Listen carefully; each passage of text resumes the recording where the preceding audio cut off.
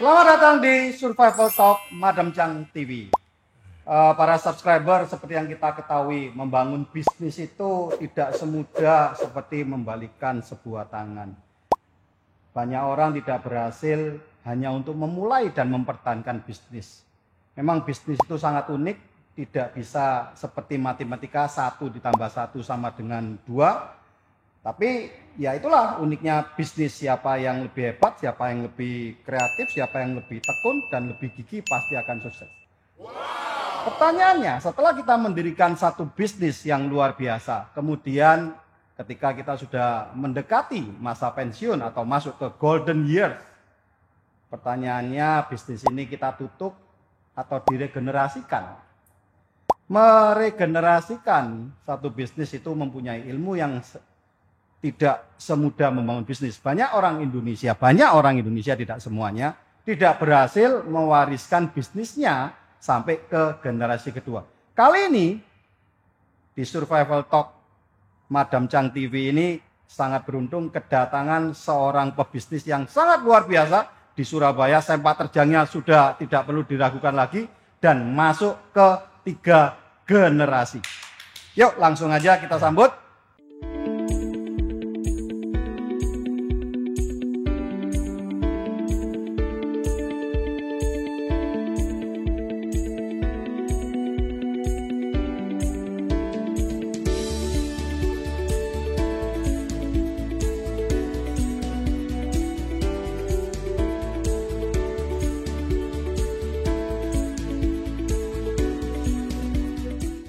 Halo Pak, selamat datang Pak Sugiarto Leonata dan Valencia Leonata. Ya, selamat Pak. Datang. Ya. Terima kasih Pak sudah hadir di Survival Talk Madam Chang TV. Thank you, Papa Chang. Ya. Salam bertahan hidup Pak. Ya. Siap Pak. Semangat Pak. Iya. Ya. Ini Pak Sugiarto ini juga dikenal dengan nama Pak Abu, jadi saya panggil aja Pak Abu. Pak Abu, pertanyaan pertama. Ya. Susah nggak sih regenerasi itu Pak? Ya, kalau bilang susah, kalau bilang gampang. Jadi gini aja Pak, kita ini kan dijalani aja Pak. Anggap aja dulu seperti generasi pertama ke generasi kedua. Dari papa saya ke saya. Ya, seperti kan air mengalir aja Pak. Terus yang kedua, yang penting saya punya anak yang sudah saya anggap generasi ketiga ini. Ya, saya terapkan seperti papa saya waktu itu ngasih ilmu ke saya. Sekarang sebalik saya juga kasih ilmu Diwariskan lagi Pak. Diwariskan ke anak saya.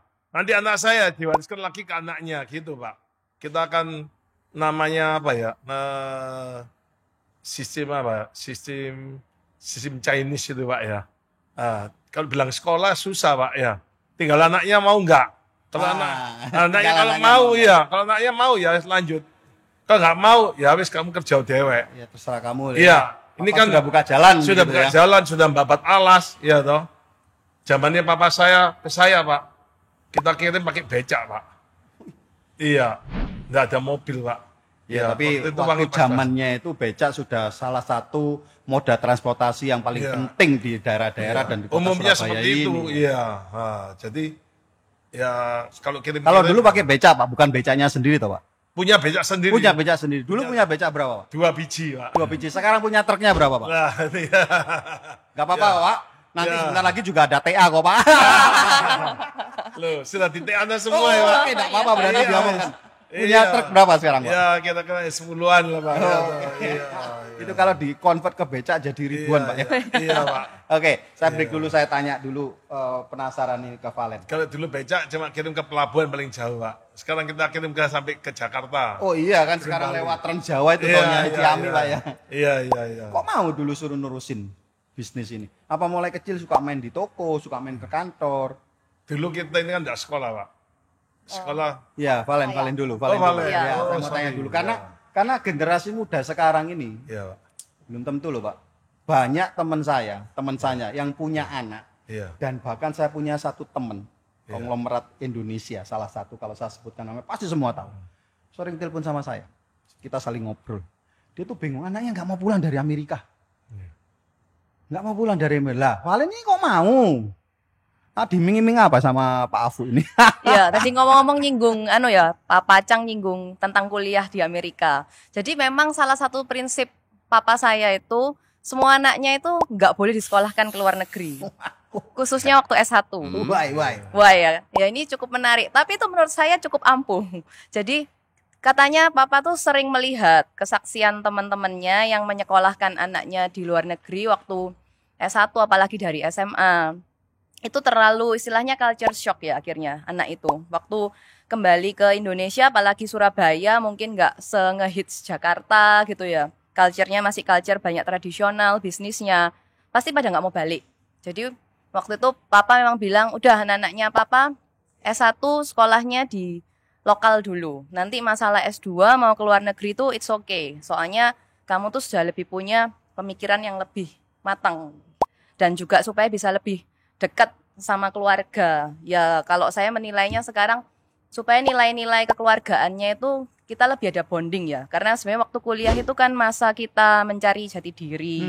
Cari value-value yang mau kita Dan pegang. hormon masih raging hormon. Nah gitu ya. Jadi memang waktu itu saya satu saudara itu 4 saudara semua kuliahnya lokal di Surabaya dan memang betul tadi yang seperti Pak Rudi nyinggung sebenarnya tanpa disadari itu secara alami dari kami kecil itu memang banyak diinfluence untuk paling nggak dikenalkan dengan family business. Kalau family Jadi business mulai kecil sudah sering main di toko. ya kalau main di liburan kantor, gitu ya liburan diajak ke toko kadang-kadang diajak ke gudang pasti lebih gak nyaman ya kan kotor, lebih banyak debu kayak gitu. Tapi sudah pelan-pelan ayo ikut papa ke gudang, ikut papa ke toko. Pelan-pelan seperti itu. Terus juga beberapa kisah-kisah bisnis kasus-kasus yang sederhana itu papa sering cerita. Kebetulan papa orangnya juga suka cerita. Itu jadi pelan-pelan sebenarnya sudah diinfluence. mulai Ada kecil dikit-dikit tuh sudah ada influence. Tapi memang tidak serta-merta gara-gara itu langsung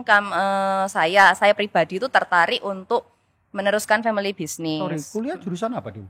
Saya S1 di ilmu komunikasi. Oke. Sempat ambil S2 di S2 manajemen. Kebetulan dua-dua lokal semuanya, universitas lokal. Nah, lanjut jadi sebenarnya kalau saya pribadi bukan influence, yang bikin saya betul-betul memutuskan decide untuk mau join family business itu waktu saya S2. Jadi saya S1 ilmu komunikasi itu justru membuat saya tuh nggak terlalu kepingin join family business ya. Saya studi tentang media, saya kepingin rintis karir sendiri. Biasalah anak-anak muda idealis ya, kita harus mengejar passion kayak gitu-gitu kan Pak ya. Lalu saya lanjut kuliah bisnis. Nah, waktu saya kuliah bisnis, saya itu justru menyadari bahwa ada banyak hal yang saya temukan, ilmu-ilmu yang saya pelajari itu justru, wah ini sangat bisa diterapkan di hal-hal bisnisnya papa, bisnis keluarga yang selama ini saya lihat ini banyak yang kurang pas. Dasarnya ada, tapi kalau begini terus tuh mungkin belum bisa berkembang. Dari sana saya itu justru punya ketertarikan untuk tanda kutip membantu papa. Itu yang bikin saya pertama tertarik justru waktu saya kuliah bisnis yang saya pikir ya, majornya juga master management ya. Betul management gitu. Ya. Dari situ terus ngelihat kalau papa dan mama itu kerjanya seperti ini terus, pola kerjanya, sistem kerjanya seperti ini terus, ya sampai tua bisa-bisa seperti ini. Kurang pengembangan sistem apa. Nah, ini saatnya kami yang anak muda yang mengembangkan di sana. Nah, pertanyaannya Pak Afu. Yeah. Pak Afu ini kan termasuk orang yang mempunyai kontribusi besar terhadap Kapitan di awal kan Pak? Ya, Kapitan. Sampai jadi besar. Ya. Nah kemudian diatur sama anak gini loh Pak, dengan ide-idenya. Bisa langsung nerima nggak Pak sih? Ya, pertama itu nggak bisa nerima Pak. Contohnya seperti dulu, wah barang-barang kita dimasukkan di mana? Media Pak? Online shop. Online shop. Nah, saya nggak setuju Pak. Awalnya ini ya. Awalnya, itu berapa tahun ya. yang lalu ya? Online shop mungkin sekitar 3 tahun, 2 tahun. Ya. Kenapa Pak? Nggak setuju Pak? Saya pikir, wah ini bisnis apa ini? Ya toh. Bisnis apa ini ya? Belinya cuma dikit-dikit ini. Jual eceran-eceran, dibungkusin satu-satu. Iya. Truk gitu ya. Ada. Ya, bisa botol, 2 botol. Adik mari gitu, Pecah-pecah nanti. Mari kirim pecah, minta ganti. Nah, nggak diganti, Ya, Namanya ganti. kita Nanti jelek. bintangnya jelek, Pak. Iya. Wah, bintangnya Iya. jelek gitu. Bintang jelek, malah duit nggak dikirim lagi ke kita. Nah, terus tak bilangi, wah ini kayak apa ini? Ya toh, ini ribet Jadi toh repot isi. ini. Repot toh iya. Ngepaki, ngabis no bubble wrap, plaster itu. Kita plaster kan sayang Pak, beli sak roll piro ya Ongkos toh. naik, Pak. Iya, biasanya sak karton cuma shred ini. Belinya Ini cuma diupet-upet 20.000 ini. diupet-upet ini. Wah, ini terus terang bisnis rugi nih, Pak. Iya toh. Nah, ternyata saya pikir ya wis Butuh kita- berapa waktu, Pak? Ya, Tapi kita, sebetulnya gini loh, ketika rejection itu penolakan itu ada, Iya, enggak usah atau iya, Pak Afu memberi kesempatan, oke jalan nono dulu sambil tak lihat gitu. iya. Atau langsung ditolak mentah-mentah, Pak? Ya, pertama saya nolak, tapi terus saya tanya teman-teman. Terus saya tanya teman-teman yang dari Singapura, dari Hong Kong, gimana itu kedepannya online shop ini? Wah, itu bagus itu. Untungnya tanya sama orang Iya, Singapura, Pak ya. iya. Kalau tanya lokal ya gak Wah, nyambung. jembu Kalau hari ini kalau selamat tanya sama kembang, orang Pak. yang seperti saya, yang Iya. umur saya, gak nyambung, Pak. Wis jual kartonan wis males kok, apalagi botolan. Terus lek rusak satu karton diklaim satu botol lagi kita wis teriak-teriak, apalagi kirim Karena 2 itu botol. cuani, Pak ya. Iya, Pak. Mungkin cuani setengah botol. Lah itu. Lah jual 2 botol diklaim sak botol. Waduh, ini ke apa ini? Kapan dapat duit ini, Pak? Iya. Kita bilang ini, wah, ini bikin repot toh ini, ya toh. Nah, terus habis itu saya tanya-tanya, ya ke depan katanya online shop bagus. Ini ya wis kita ini kan enggak kuno-kuno, Pak. Sama seperti dulu saya sama papa saya. Awalnya dulu Dulu juga pasti ngalami, Pak. Iya, Aku punya ngalami. ide diberikan Iya. ke papinya nggak terima juga kan, nggak mau Dulu saya menerima. enggak keliling, Pak. Enggak cari order keluar kota, Pak. Enggak di toko tok sudah seneng, Pak. Jadi tunggu gawang gitu. Nunggu orang datang sudah dapat order, sudah langsung wis enggak rewel lagi, Pak. Nah, daripada kita datangi toko. Nah, tapi dulu saya tuh ngomong papa saya, kita harus datangi ke depan itu kalau kita enggak datangi lebih proaktif langganan, begitu ya. Ya, enggak kejar bola, kita nunggu bola datang. Tambah lama tambah lama-lama nanti menyusut itu bisnisnya kita, Pak. Nah, itu saya buktikan. Nah, sekarang saya urusan sama anak saya bikin online shop. Kena karma, Pak. Iya. Nah, saya bilang loh, wah ini kok gak enak ini. Iya ini. Lek satu karton, 2 karton enggak apa-apa, Pak. Iya dong, biasa kita main nih 20 karton, 25 karton. Mau beli satu karton nih orang nawar-nawar beda 5.000, wis gak tak anggap Pak. Ini satu botol. Lah ngepake lagi susah lagi. Entekno karton lagi. Nah, akhirnya ya wis kita jalani. Toh anak saya kan ya mau kerja sing penting, enggak apa-apa lah, Pak. Tapi kan sekarang ada buahnya toh, Pak. Iya. Jadi Sekarang ini kalau boleh tahu, Pak, boleh dijawab atau enggak, kontribusi online ini bisa berapa persen, Pak? Sebenarnya kalau mungkin secara persentase itu masih belum itu ya. bukan yang angkanya sampai sangat fantastis ya, tapi kita melihatnya yang luar biasa itu growth-nya. Pak Pacang. Jadi kalau ini ibaratnya ya, dulu tuh kita satu hari kita kirim paket itu, kebetulan kami ada satu kurir online tuh kantornya tetanggaan sama kantor kami. Jadi dulu tuh cuman kalau kirim paket bawa 2 sampai 3 paket jalan kaki ke sana tuh udah happy satu hari. Sekarang tuh sampai berkarung-karung sampai harus dijemput pakai mobil. Jadi sudah growth-nya itu beratus-ratus%. Wah, itu yang Ciamik kan? Jadi itu yang akhirnya membuka mata papa, perlahan-lahan itu melihat growth-nya itu luar biasa, kali lipat, dan itu kami melihat masih sangat bisa naik lagi. Dan terutama yang kami melihat sebagai sebuah blessing juga ya, itu growth-nya itu paling luar biasa justru di tengah masa pandemi untuk e-commerce Ya, orang itu. males keluar ya. Iya, jadi Iya. belanja-belanja semua kan Untungnya tinggal Ciamik ya, Pak. klik-klik bisa. Wah, ini mesti kasih tepuk tangan, Pak. Nah, itu ya. Jadi 2 tahun sebelum ada pandemi toh berarti Betul, sudah belum. persiapan. Iya, Nah, persiapan. bayangin Pak, Pak. Iya, iya. Kalau setelah pandemi baru persiapan ya. Iya. Ya gigit jari, Pak. Dan persiapan mentalnya mungkin sudah beda ya. Kayak kemarin-kemarin tuh tidak tanpa disadari, maksudnya perdebatan antara kami itu, saya sama papa untuk yang kasus e-commerce itu kan sudah terjadi 2 sampai 3 Tapi kalau tahun perdebatan lalu. ini sampai sewot-sewotan enggak ya?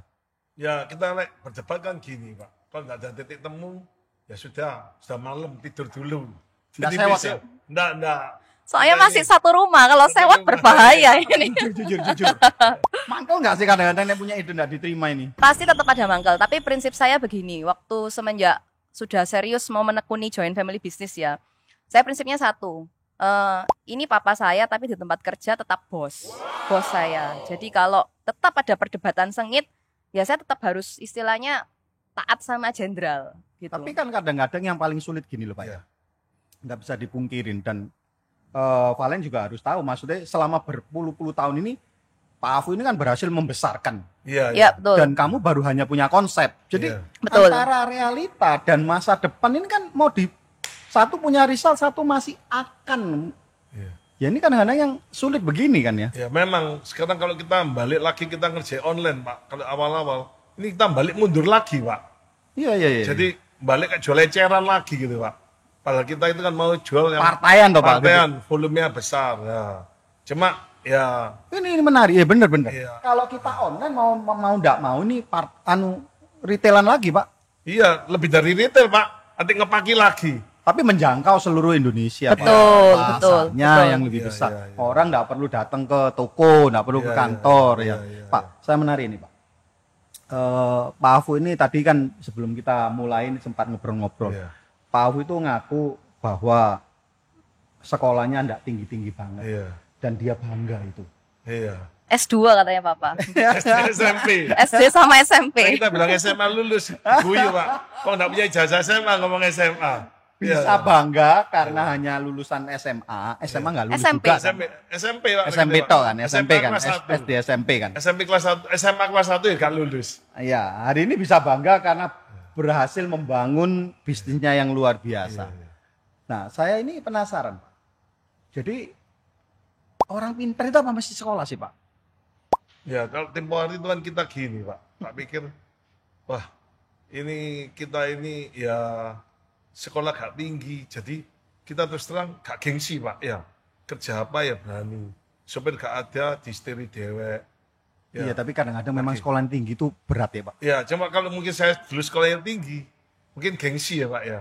Kerja bank mungkin, Pak. Ya. Nah itu Pak, pakai dasian gitu ya. Dasian tapi mbului, Pak. Ya. Ya, bukan Pak, ya tapi kan ciamik gengsi. Lah kita tuh Bulu itu nggak punya duit, Pak.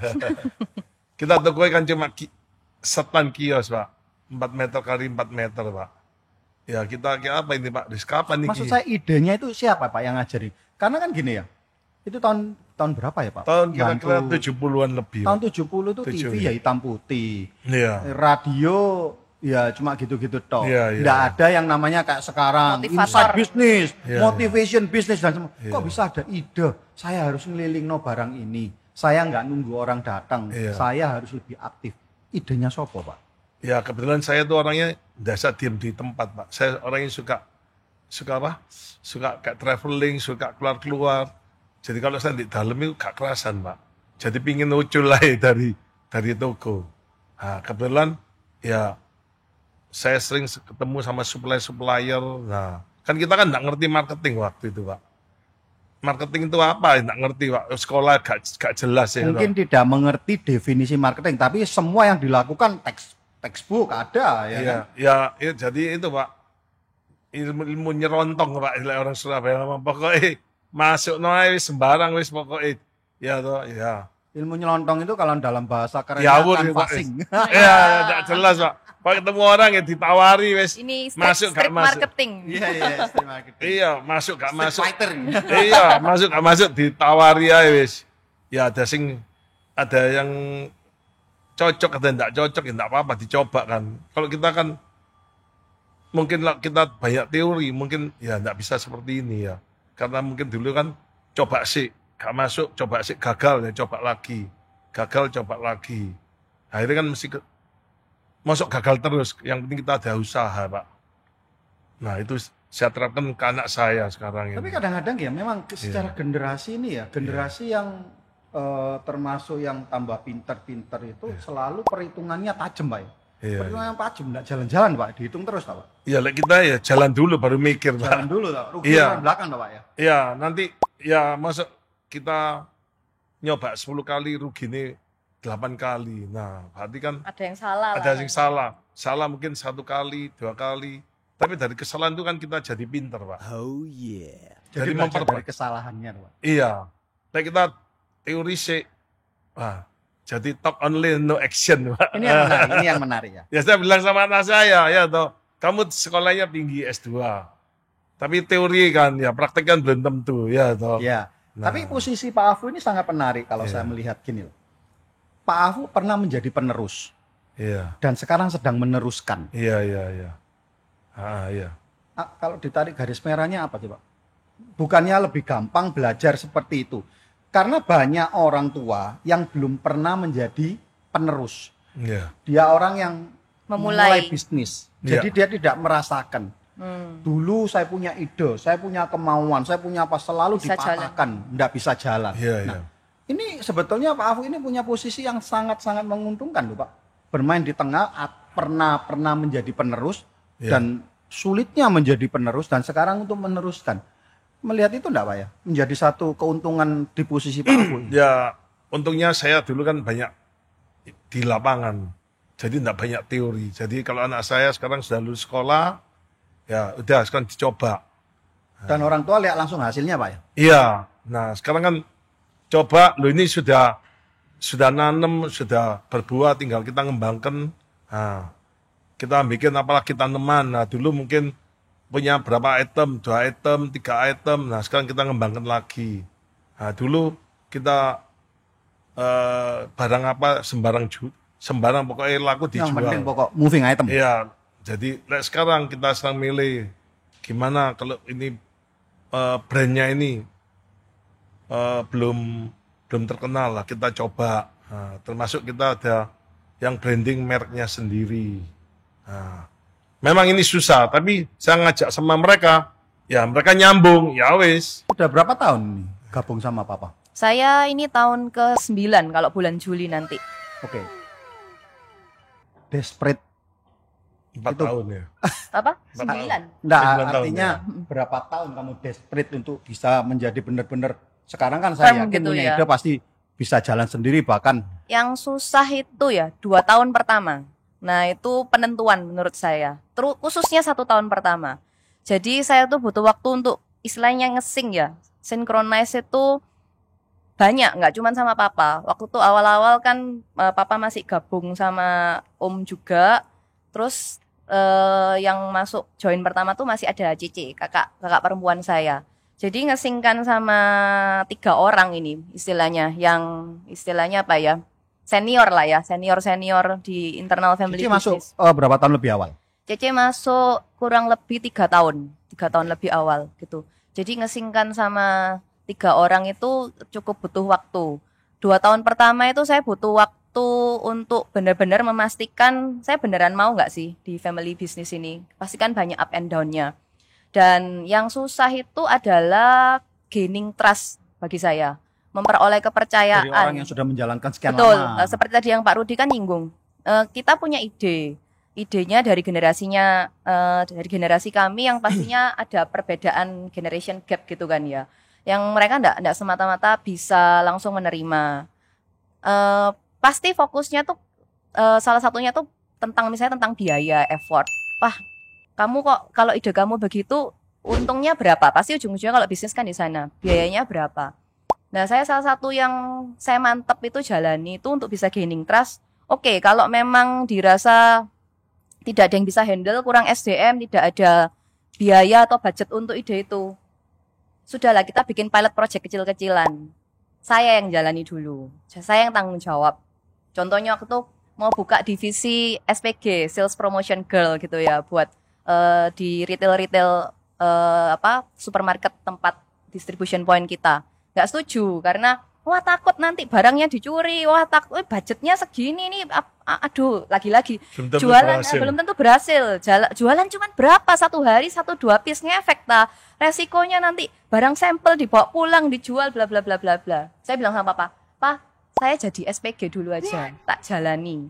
Nanti kalau saya aja Jadi anakmu tahu teteannya semua betul. kan. Saya kalau anakmu jualan aja, istilahnya nggak entos, terus ternyata ini nggak berhasil. ada efeknya. Apalagi orang lain Nah, apalagi orang lain, ya yang nggak tidak punya beban, tidak punya Betul. target apa-apa Udah. kan. usah dijalankan, nggak apa-apa. Tapi kita coba dulu. Nah, dari sana pelan-pelan saya jalani, ketemu, oh caranya begini, oh budget cari SPG kayak gini, oh mereka mainnya tuh caranya gini, curi waktu istirahat apa gini. Kita mesti punya SPV bla bla bla bla. Dari sana jalan dari project kecil kayak gitu. Nah, itu awal saya rasa tuh bisa gaining trust dari sana. Tapi Percayai. Pak Afu kok enggak? Saya enggak sih sama anak-anak, Pak. Gimana? Saya enggak Pak Afu sama anak-anak. Ya sayang. Kok sampai jadi SPG kok diperbolehkan? Biasanya kan banyak orang tua apalagi sudah berduit, dulunya susah, kelihatan anak mau, oh saya yang jaga tuh, enggak usah ngapain kamu gitu loh. Awalnya ya nggak setuju. Ya. Karena sayang itu Pak ya. Bukan sayang Pak, gengsi Pak. Malu. Masa anakku iya. Iya, lah jadi sales sih nggak apa-apa. Jadi SPG Pak. Iya, lo kelas Pak. Iya, lo. Oh, tapi SPG-nya naik Kijang Innova loh Pak. Iya. Biasanya naik sepeda motor Pak. Iya, ya wes. Saya bilang ya nggak apa-apa, coba. Kok rela Pak akhirnya? Butuh waktu berapa lama untuk bisa? Lah, Ya saya- oke. Nah, saya ya wis tak pikir ya nggak apa-apa, cobaan aja pokoknya. Pokoknya jangan lama-lama. Pas ya sebulan, 2 bulan, mungkin 3 bulan. Nanti 1 tahun kamu mau kebablasan jadi SPG sungguhan. Ini tadi SPG ini rokok Pak. Iya. Gaji ini tinggi ya, nak mau kerja sama kita ya. Toh.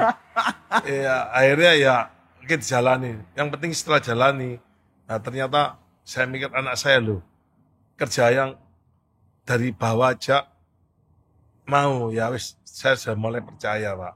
Tadi satu dia ndak ambur-amburkan uang saya untuk buat apa itu eksperimen ya toh. Nah dari situ Dibayar nggak dulu SPG? Waktu jadi SPG. Oh ya enggak ikut gaji bulanan kan Iya, bukan Pak. Bulanan. kan mereka semua dapat gaji bulanan Jadi anak-anak SPG saya. nggak ada, nggak dapat. Nggak ada. Wong dia mau sendiri kok. Oh, iya, iya. Mamanya bilang jangan, kamu mau sendiri ya wis, ya toh. Ya enggak apa-apa. Ya, dia siap malu ya toh. Dan sebagai pebisnis kita juga ngitung, oh nggak ada ekstra kos ya, oke. Iya. Ah iya. Masih lembur-lemburan wis, enggak Iya, apa-apa wis. wis. Iya. Pokoknya Paling- nginep ya. Iya. Paling penting tak kayak makan 1 hari 3 kali tak kenyangi Joko. Di mana ya. pertama kali? Papaya Darmo. Oke. Papaya supermarket ya. Di Patung Kuda. Ya, Iya, betul, oke. betul. Kebetulan bosnya juga enggak tahu kalau ini anak saya. Ya kan nggak tahu, masuknya lewat pintu belakang kan kalau kami Iya. SPG pakai seragam apa polisinya brand ya Ya, ceklok. wis pokoknya SPG biasa gitu. Oke, berapa? 1 bulan ya? 1 bulan, saya trial full 1 bulan. Oke. Beberapa toko di Papaya kalau nggak salah seminggu apa 2 Sebelum minggu. saya masuk sana. Kok enggak gengsi sih? Papanya aja gengsi. Papanya haisyu, malu. Iya, malu iya. Ya, Lah ketemu temen ya. kalau kita Pak, kok kayak anakmu? Iya. oh sempat ketemu temennya mama. Loh, ini anaknya Ajau ya. Oh iya, bantu-bantu mama ini. Gitu. Terus dilaporkan ke mama juga, "Aku ketemu anakmu jualan kopi." gitu. Aku sedang jadi Nawar-nawarin. intel ini. SPG yang Loh, Sudah saya sampai S2. mau di hijack sama SPG ya, sama brand kopi kompetitor gitu. Wah, ini mbaknya, saya dipanggil mbak gitu ya, mbaknya jualannya bagus, bisa minta nomor teleponnya. Kalau di yang kopi yang saya jualan ini dapat gaji berapa? Ayo ikut saya gitu Pak. Ada minta nomor telepon untuk hal yang lain? Oh, untungnya enggak karena kan ya kita kan store-nya kelas premium ya, jadi masih oke lah kalau Oke. yang kayak gitu. Kok enggak malu? Ada enggak perasaan malu sih? Enggak sih ya, Ya, saya fokus saya memang satu, saya kan memang niat majuin bisnis. Ya ini kalau memang ini bagian dari yang harus saya tempuh, ini kan juga halal. Kalau secara teori kita dulu bilangnya ini observasi partisipan gitu kan ya, kita terjun ke lapangan langsung, ya why not? Kan saya tahu juga seperti yang Papa bilang, saya bukan kerjain ini untuk for a whole time kan, ini untuk saya bisa set sistem, saya bisa memang untuk proposal lah, bagian dari proposal saya. Jadi bagi saya ya ini memang harus saya jalani. Pak Afu ini punya anak semua kepribadiannya kayak Valen gini ya, atau cuma Valen? ya semua hampir sama. Soalnya kita kan dari awal sudah kita ngomongin. Itu berarti yang Ciami orang tuanya juga. Ah, Bagaimana Pak tip-tip ini mendidik anak Iya. supaya ya saya ini sesungguhnya lihat media sosial sekarang dan Iya. lihat perubahan zaman yang sekarang. iya. Ya antara kalau kita ngobrol ini mesti banyak enggak setujunya lah Pak Afu dengan lihat-lihat anak-anak zaman Iya. sekarang ya. Iya, Tapi iya. bagaimana bisa menciptakan sosok dan bukan cuma satu, semua anak ini bisa mempunyai orang yang humble, mau Soalnya bekerja, enggak mereka usah dari banyak kecil gaya sudah- begitu Pak. iya. Mereka dari kecil sudah saya doktrin Pak. Itu Rudi. Jadi kita ini awalnya dari keluarga biasa ya, yang ya boleh kata nggak mampu. Terus sudah dari ini lumayan. Nah, tapi kalau kamu nggak kerja benar-benar, nanti kamu balik lagi. Bisa susah. Iya, susah lagi. Nanti kalau susah mau berdiri lagi lain kali itu ke depannya susah. Iya, memang Iya. lebih gampang dari tidak punya apa-apa terus bisa berjuang nothing tulus daripada iya. pernah punya beban. Wah, Iya. dulu pernah kaya, pernah Iya, berhasil iya, dan iya. merintis lagi. Terjatuh, mau berdiri lagi susah, berat, bangun karena lagi ada susah. dua yang harus dibangun mental Iya, dulu kan Pak ya. Iya, iya, iya. Nah untungnya anak-anak ini ya nurut-nurut Pak ya. Iya, karena mungkin sekolah di lokal ya Pak ya. Jadi tidak banyak bantah Pak. Kalau sekolah di luar negeri Pak, di Senen, dimarahi itu Pak. Langsung. Tak tuntut loh Pak. Bukan Pak. Pas mulai diambil, besok langsung terbang ke sana. Iya. Wes aku Jauh. sana Amerika lagi Iya, loh ke Australia. Di sana ditamani Pak, ambil bose Pak. Iya, ini ketepaan ini ya. Mungkin saya bisa nambahi juga ya. Sebenarnya itu kalau saya bisa akhirnya menerjemahkan arti sekolah di lokal itu kelebihannya apa? Karena kalau kita sekolah di Surabaya misalnya lokal ya, kan masih satu rumah sama papa mama, kan masih melihat aktivitasnya mereka. Sebenarnya yang membuat kami itu akhirnya secara satu saudara itu punya mungkin etos kerja dan nilai-nilai kerja yang sama. Karena kami itu sebenarnya menyaksikan tanpa banyak teori, papa dan mama itu ya memang menghidupi cara kerja dan lifestyle-nya tuh ya seperti itu.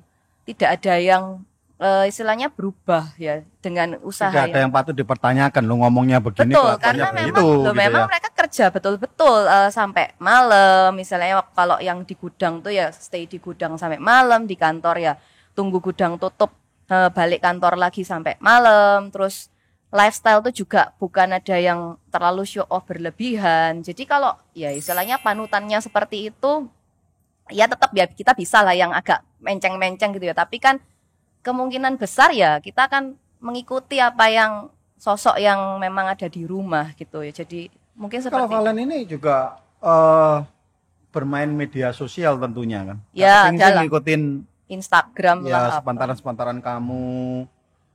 Giliran kamu kerja mereka hangout, ngopi di tempat bagus, pegang barang bagus. Kalau tak lihat ini mulai tadi ketemu kan ya very very sederhana Iya, begitu kan ya. iya.